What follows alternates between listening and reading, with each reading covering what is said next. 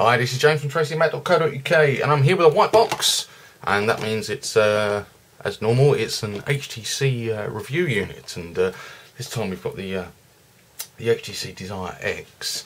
Hopefully we'll get a retail package one through at some point, so we can actually show you what you're getting if you are going to buy one of these. But in the meantime, just very quickly, standard stuff here. We've got obviously our UK 3-pin plug, sync charge cable, USB to micro USB, and there's some headphones in here as well, which, if I can get to the right end, we do an inline button there for ending and receiving calls, and they're fairly sort of standard HTC headphones. The texture of the wire, it's almost rubbery, and it's quite nice. I like them.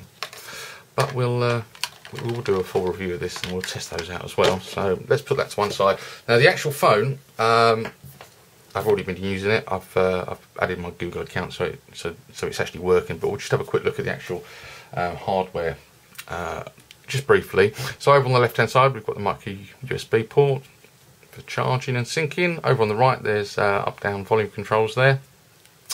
Nothing on the bottom apart from a tiny little hole there, which is the microphone, and on top we've got the headset jack and the screen on off button. And then on the back of the device, it looks good on the back. We've got the camera lens and flash, we've got the HTC logo, we've got a speaker grill, and there's also the Beats Audio logo there. And then on the front, it's a typical looking Android slab.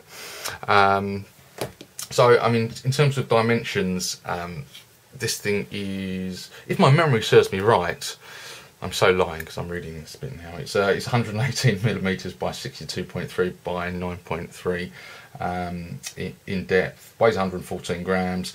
The screen is a 4-inch WVGA resolution Super LCD, so at 4 inches it's almost the perfect size for a lot of people, and it feels extremely nice in the hand.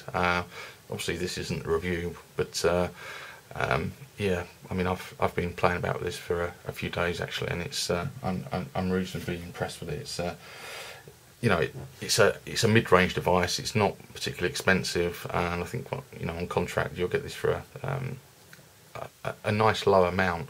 But obviously this is running HTC Sense. We've got Android, oh I can't remember, ice cream sandwich, I couldn't remember what it was called, stupid me, and version 4 or 4 point, yeah, I think it's 4.1 of Sense UI, so it's, you know, it's a typical looking Android device. Obviously all the home screens are totally customizable. You can add widgets and all the shortcuts, whatever you need to. We've got our 3 capacitive buttons at the bottom. We've obviously got the back button, home button, and the one for multitasking, so we can see what else is running on the device. One thing that we haven't got on here, which we've seen on a lot of recent HTC phones, is the leap view or the helicopter view, however you want to call it, where I think you double tap one of the buttons, or you give the screen a pinch, and it shows you all sort of 7 or up to 7 home screens in one go. Obviously that's not the case here, and we've got five home panes as standard. But if we just have a look at the software that's on here as well, I haven't got a SIM card in here, but it's connected to Wi-Fi. There are some apps here that Google has automatically downloaded when I've put in my Google details, but the majority of the stuff is the standard stuff, all fairly familiar. And we've still got the HTC ones, such as you know, FriendStream. A lot of people like that one. We'll have a very quick look at the web browser. That's pretty important, and we'll better go to Tracy and Matt. Oops, if I can spell it properly.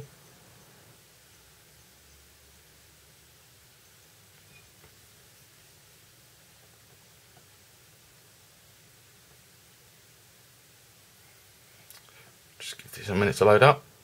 Yes, it's never the fastest site on a mobile because we have such a lot of content on the home page. But there you go. So that's not bad. Obviously works in both landscape and portrait, and there you go. And you can either double tap or use pinch to zoom to make the text bigger, all the usual stuff. But it's a nice screen. Viewing angles aren't too bad on it either, so it's reasonably impressive. The other thing we should have a look at really is the camera, and like on other recent HTC phones, it will allow you to record video and take stills at exactly the same time.